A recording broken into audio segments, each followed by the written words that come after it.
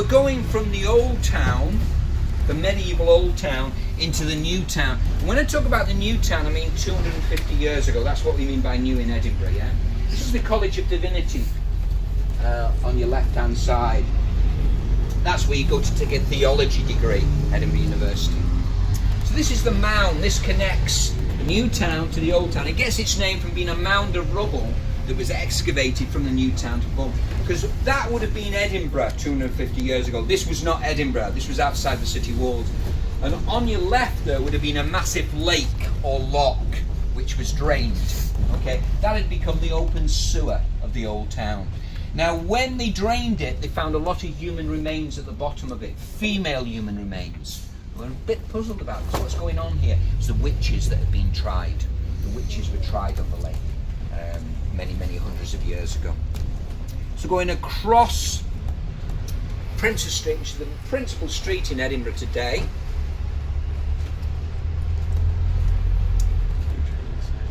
If you're looking for a traditional Scottish pub later today, on each side of us, Rose Street, there are about 16 traditional Scottish pubs. And if you look in front of the bus, can you see water? This is the River Forth, the Firth of Forth. And that land beyond it is Fife. Okay? Myro is going to go to the left here. I'm just going to go to the left into the middle street of the new town. So the new town had three principal streets. Princes Street, you've just crossed, George Street in the middle, and then Queen Street, with squares at each end. St Andrew's Square right over there, which you can't see on your right. We're heading towards Charlotte Square, which was the jewel in the crown of the first new town.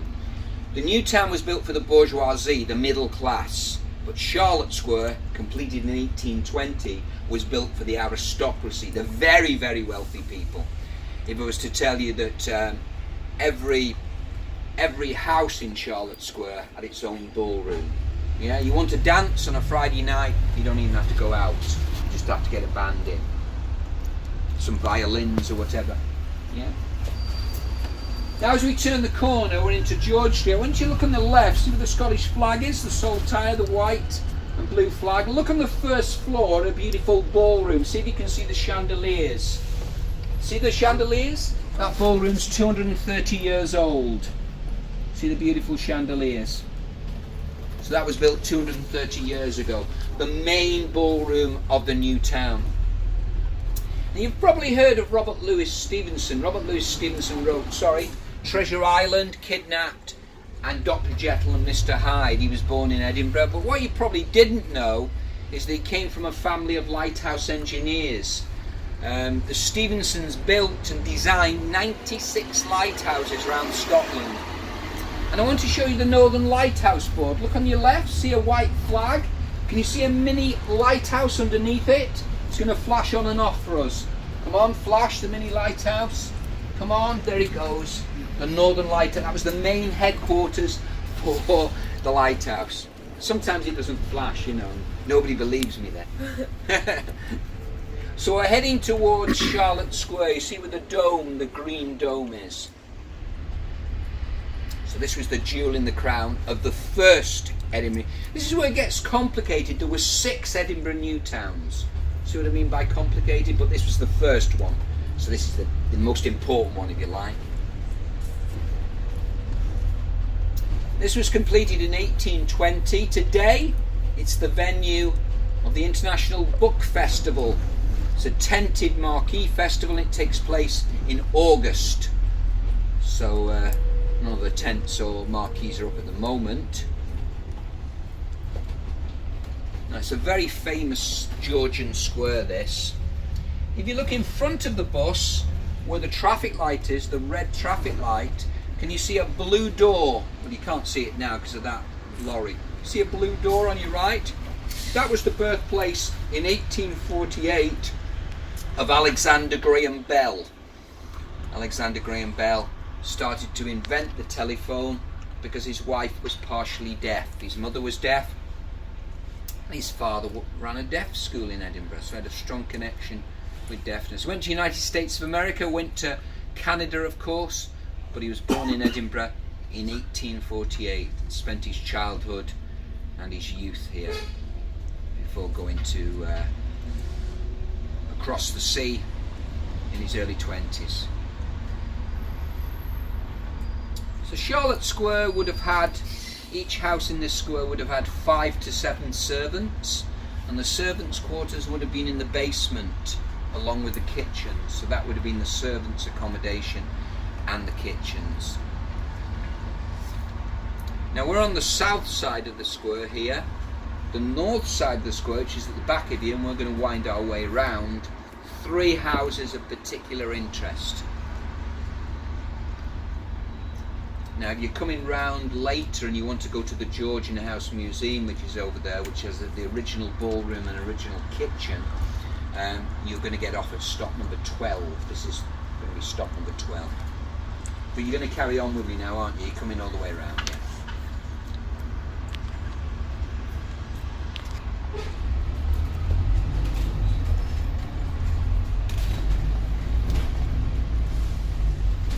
So the north side of the square, on your right hand side, we're going to wind our way round there.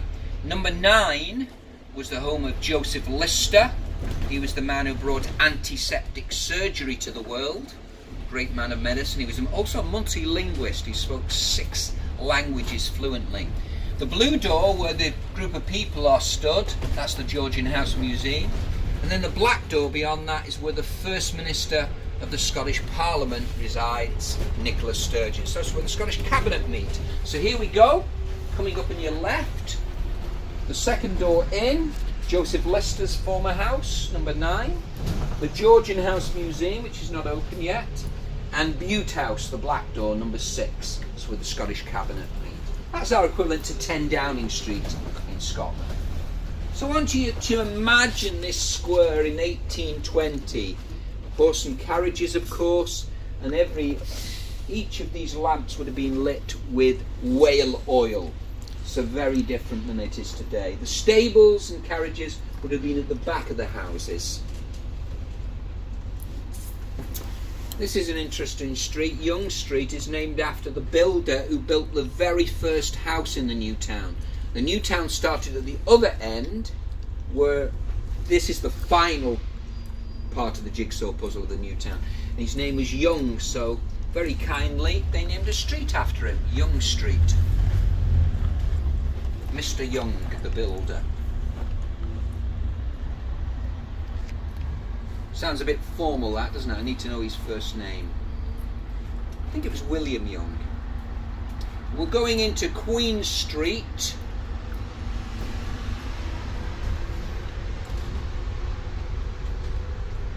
Just look at these houses again coming up on your left. Imagine these, look at the columns here, that looks like the front of a palace. That was a house, for goodness sake. Those columns, that was a house. Like I say, 5 to 7 servants in each house. Most of these buildings now are businesses, as you can see. That's a college, that's a language college there. Some of them are architects' offices, some of them are lawyers' offices and so on. Imagine what they would have been like 250 years ago. So the Georgian houses coming up on your right, typical Georgian houses, 3 stories, an attic and a basement. These wouldn't have had as many as 7 students. They would have had maybe 3 or 4 students in these houses, because these houses are smaller than Charlotte Square. There would have been a tunnel underneath this road as well, and the people who lived in the houses could have gone from the kitchen right to these private gardens, so you didn't have to come outside. These are still private gardens to this day. You need a special key to go into these gardens. It costs you £200 a year. Needless to say, I've not been in them.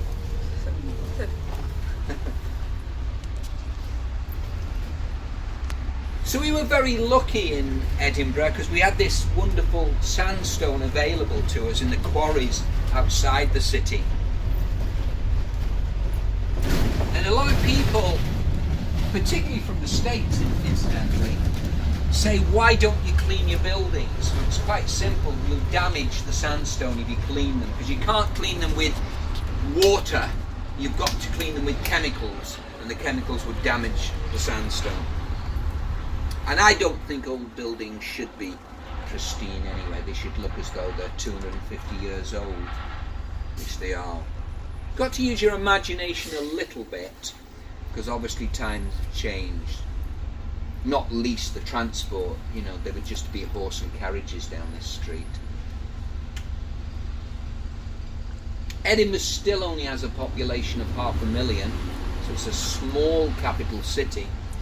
You've got to remember the whole of Scotland is only 5 million.